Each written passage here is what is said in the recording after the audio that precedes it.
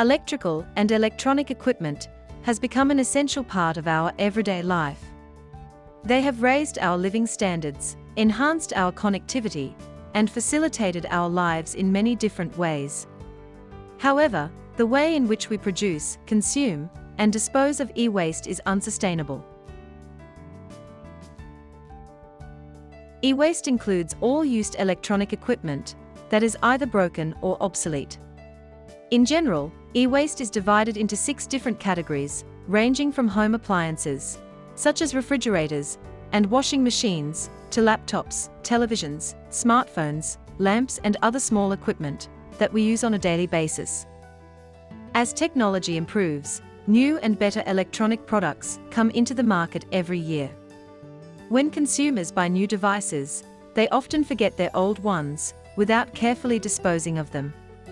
Consequently, these old products eventually end up in landfills or incinerated. This is very dangerous for the environment and human health. If not properly collected, disposed, or treated, the electronic equipment that we normally use every day can turn into an hazardous type of waste. This is because e-waste contains several hazardous substances, such as heavy metals like mercury, flame retardants, and fluorocarbons, that can leach into the soil and water, or released into air, due to open waste burning practices. Considering that the majority of e-waste collection and recycling is not documented, approximately 50 tons of mercury are released into the environment and impact the health of the exposed workers every year.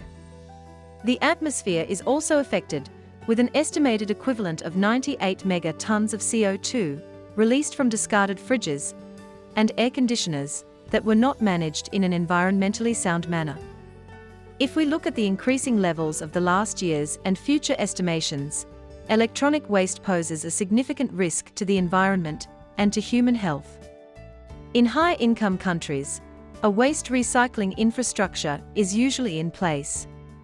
However, up to 8% of e-waste is still discarded in regular waste bins, without the possibility of being properly disposed, recycled, or refurbished. Meanwhile, approximately 7 to 20% of the e-waste generated is exported, as either used electronics or waste. However, a considerable amount of electronic waste is illegally exported to low or middle-income countries. E-waste management in Africa is dominated by informal sector collectors and recyclers in most countries. In 2019, around 2.9 megatons of e-waste were generated in the continent. This represents 2.5 kilograms of electronic waste generated per person.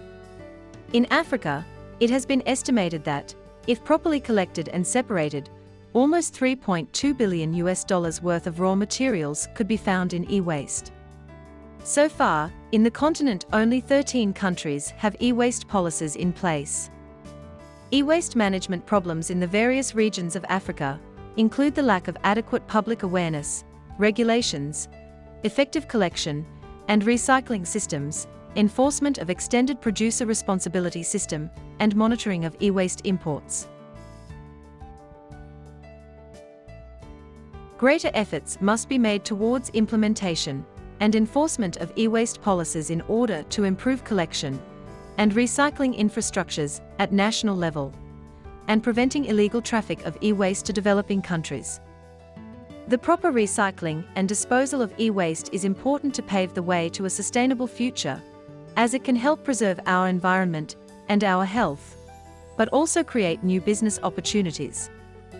It has been estimated that, if recycled or reused as secondary materials, the global value of e-waste raw materials generated is equal to approximately $57 billion. We, as consumers, also play a key role in raising awareness and consciousness on the issue of electronic waste. Let's work together to help curb the dangerous effects of e-waste.